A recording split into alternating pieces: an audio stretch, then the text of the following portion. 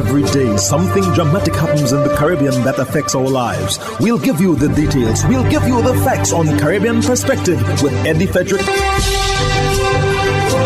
Here's Eddie Frederick. So glad you can join us. Jamaica's Law Enforcement Welfare Association focuses on the welfare of its members during the pandemic. This story takes the lead in today's edition of Caribbean Perspective for Wednesday, 24th November 2021. Details when we return. Conveniently located in the Grand Anne Shopping Center, for over 40 years, Food Fair has provided quality service at affordable prices. Now, grocery shopping is made easier and more convenient from the Food Fair web store. Hey, babe. Listen, I need you to go down to Food Fair to get some groceries. All right, no problem. Right away. Thanks, babe. What are you doing? You're supposed to be going Food Fair to get a grocery, man. I am, but didn't you know you can order your groceries online from the Food Fair web store? Are you serious? Of course. All you have to do is just to log on to www.foodfair.gd with credit card in hand, and with an order of $100 or more, Food Fair Grand Anse will deliver up to 3 miles away. And you don't even have to worry about your information, you know. Their safety measures are excellent. So hold on. You just order online and Food Fair will deliver to you? Yep. Oh, baby, better hurry up and order, man. I already did. They should be here any minute now. Enjoy easy online shopping anytime from your home or office from the Food Fair web store. Food Fair, where you can fill your baskets without emptying your pockets.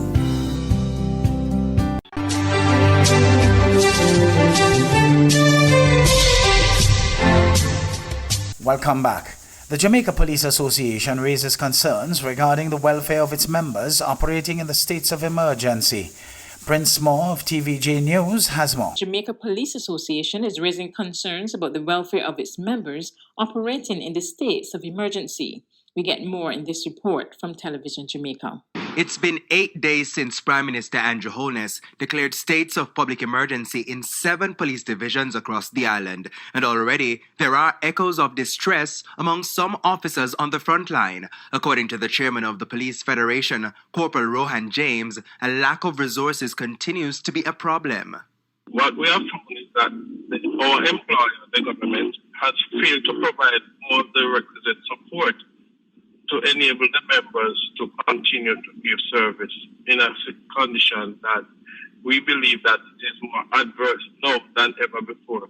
Corporal James says changes must be made to the long hours members of the JCF are stationed at a checkpoint under the SOE without release. This while he says members of the Jamaica Defence Force are rotated every 4 hours. There are some fundamental changes that are required if we are supposed to sustain health and well-being. We cannot continue to operate the human being as a machine. Police officers are now even more concerned that wage talks have not been settled. Yet, they are being asked to spend extra hours because of the states of emergency. Former Deputy Commissioner of Police Noblet Grant says the police should be paid better.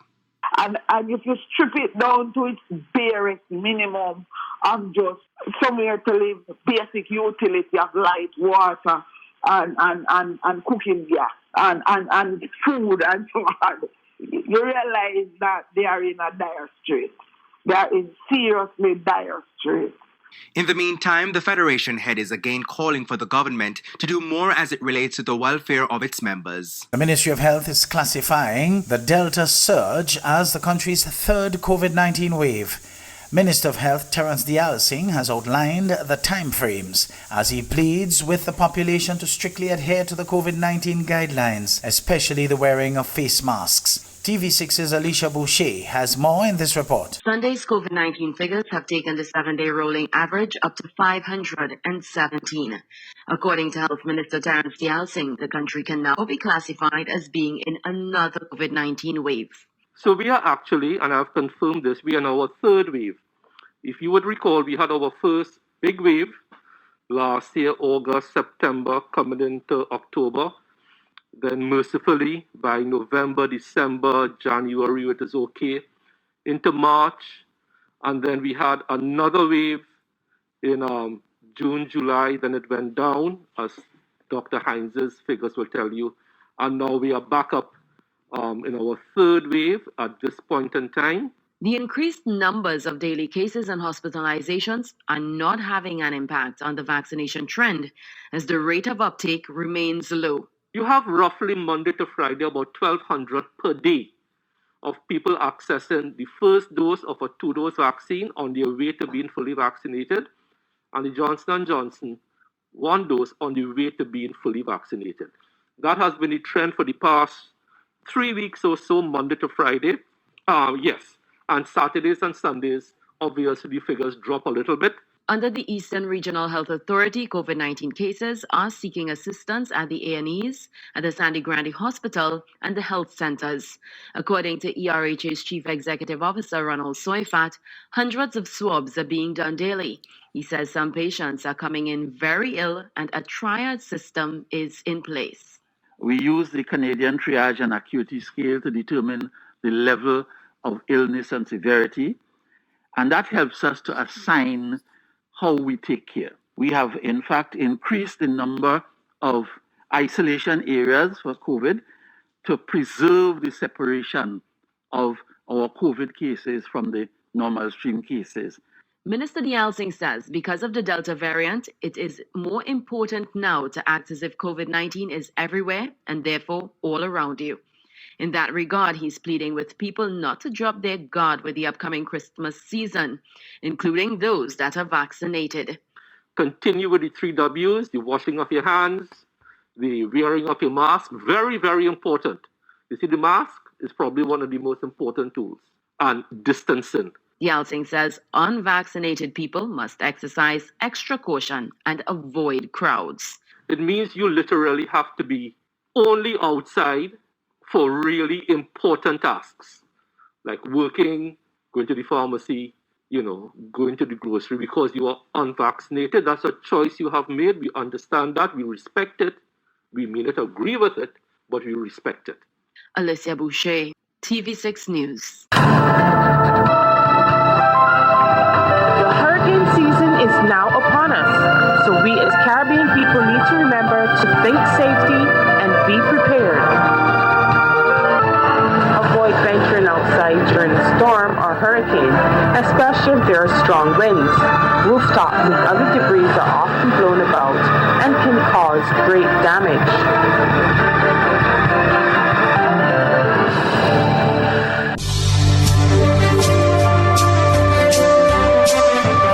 You're listening to Caribbean Perspective with Eddie Frederick.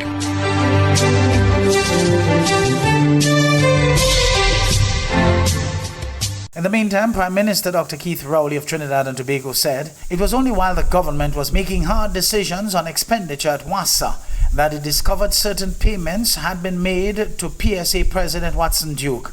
Dr. Rowley spoke during the PNM political meeting on Sunday at the Mason Hall Secondary School. It was there I discovered that with all the talk about Watson Duke being a union leader and Duke this and Duke that, I discovered that he found a way by familial contact to extract $16 million from WASA.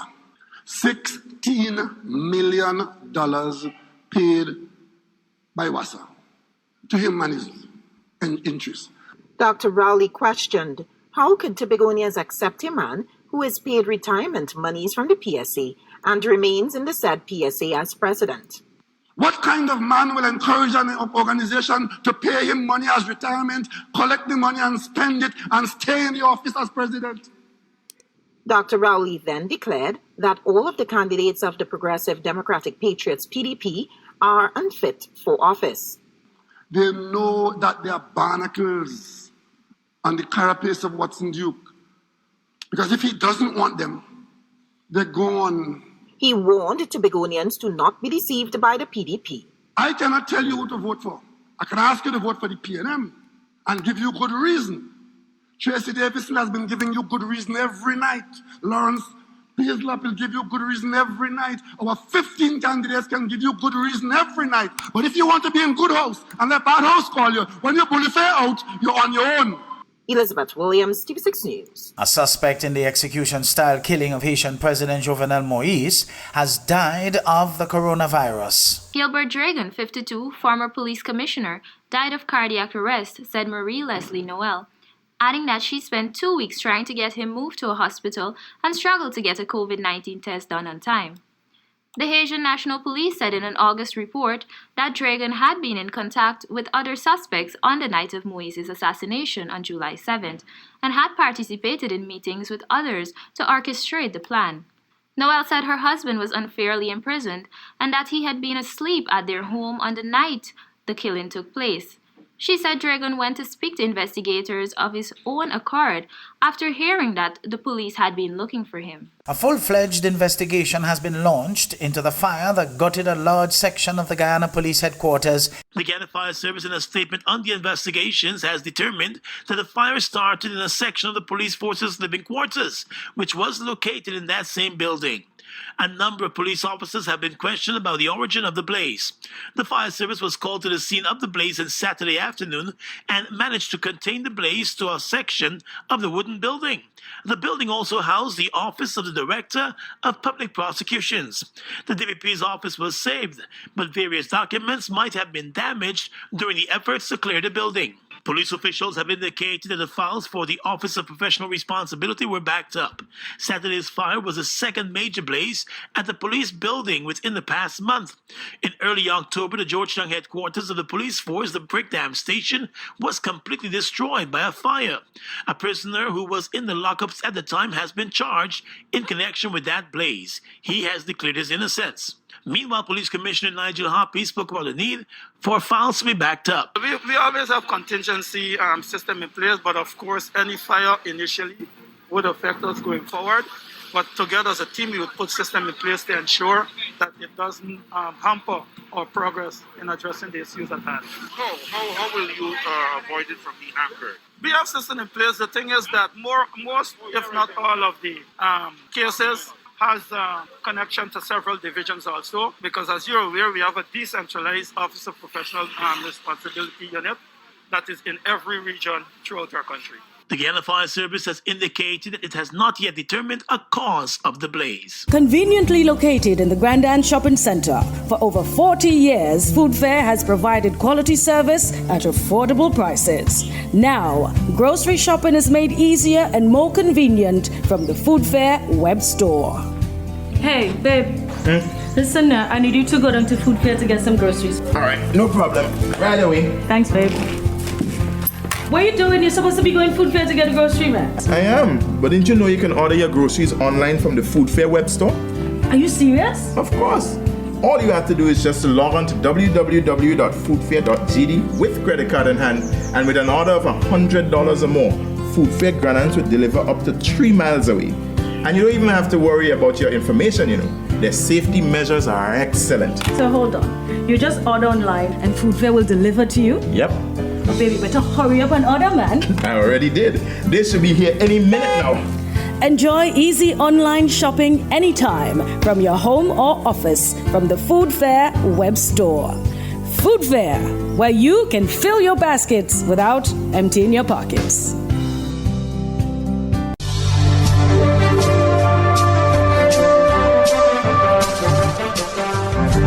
I am Eddie Frederick. This has been Caribbean Perspective, a whole new approach to highlighting developments in the Caribbean. In the meantime, please continue to log on to CaribbeanPerspective.com for more daily news and more.